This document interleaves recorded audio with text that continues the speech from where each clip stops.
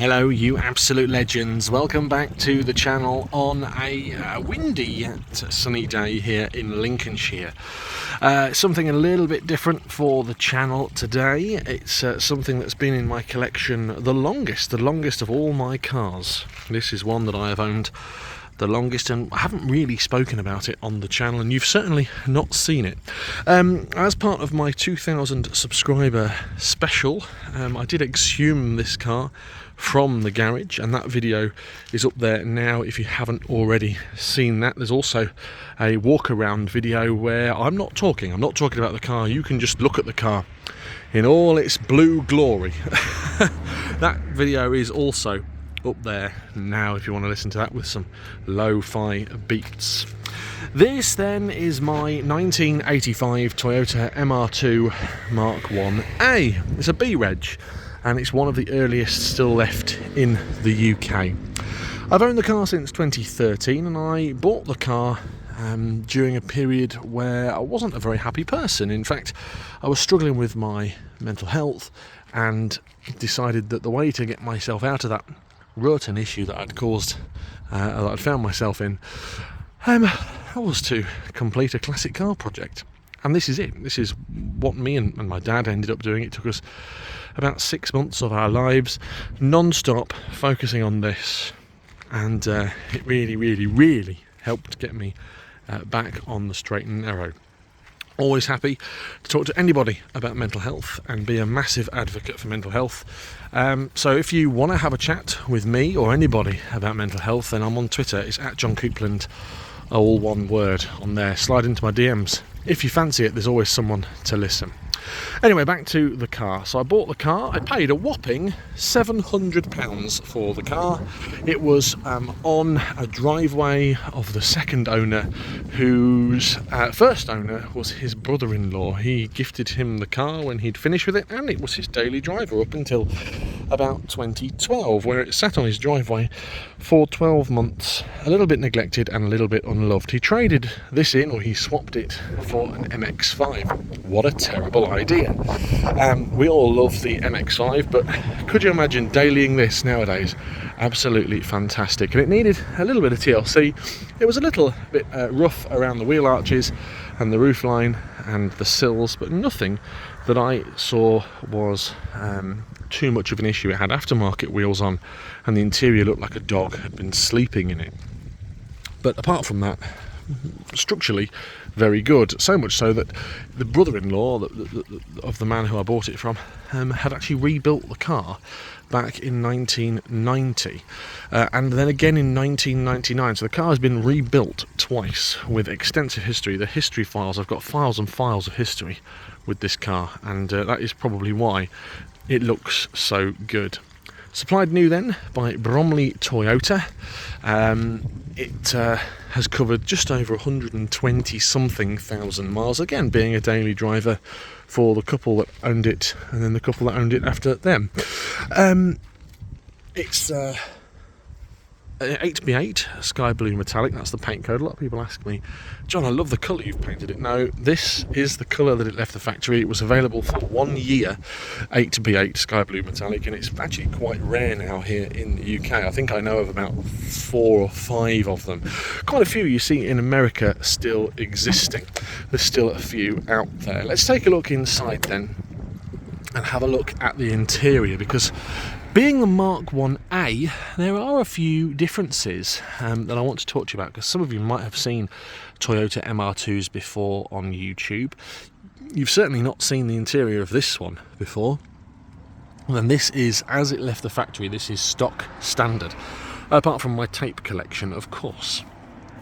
So what did you get in 1985? Well, this is the sunroof model. The other option you got was a tin top, i.e. no sunroof, and some people might remember the MR2s with the T-bar roof. That wasn't brought in until later on. And this, being the Mk1a, has got colour-coded seats, has got this lovely early Toyota steering wheel with the metal inserts and the leather.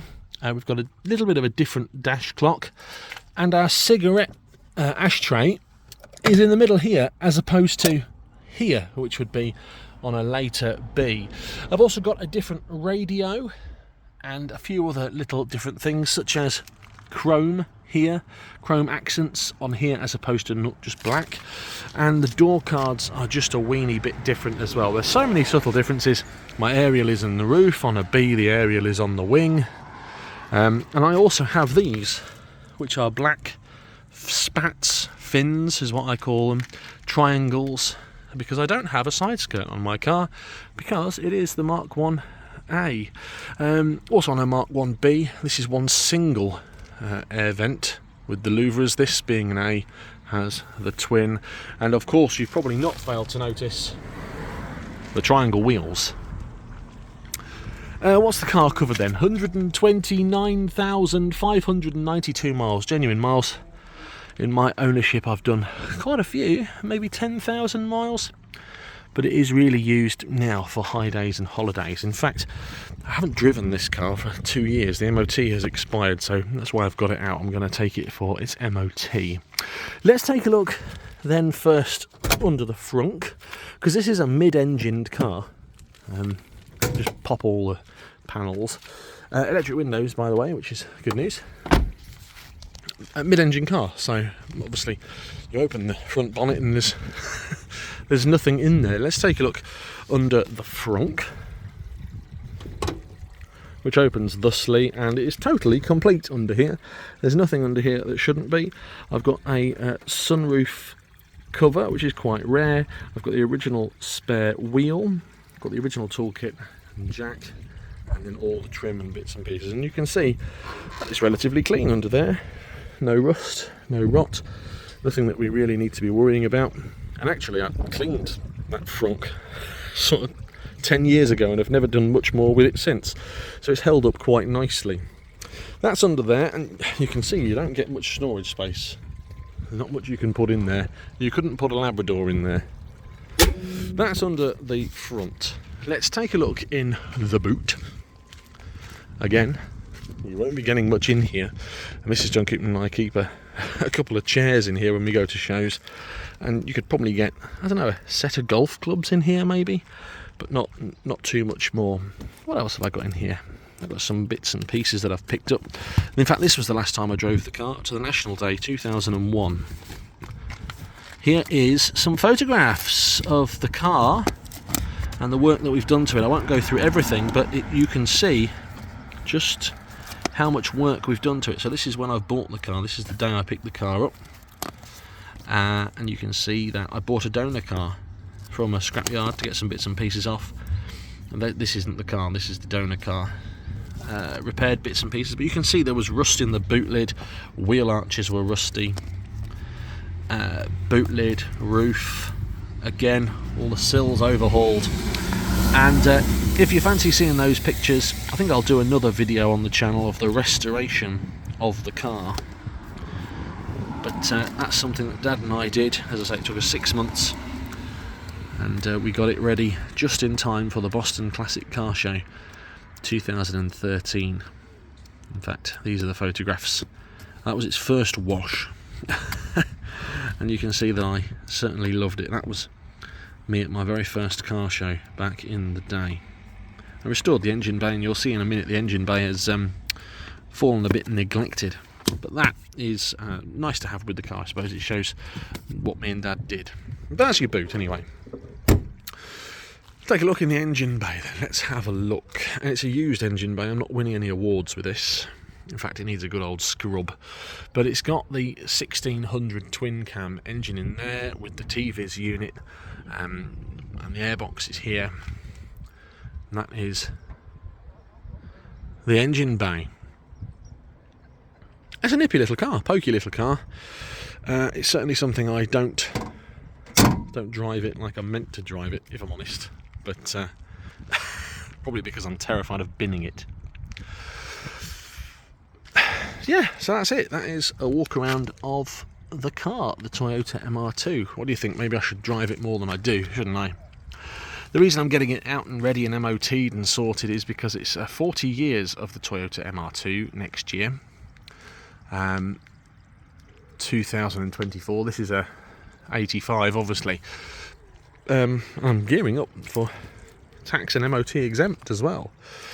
But I'm getting it ready because at the National Day next year, I'm sure they will do something quite special. And I've spent a couple of years showing Protons. This is something I want to get back on the road and maybe show a little bit more than I do at the moment. What do you think? Are you a fan? Let me know in the comments below. Have a great day, whatever you're getting up to. Thanks for watching. If you've enjoyed the video and you haven't already subscribed, please do so. Looks like it's going to rain, so I'm going to get it back in the garage. Take care. Goodbye.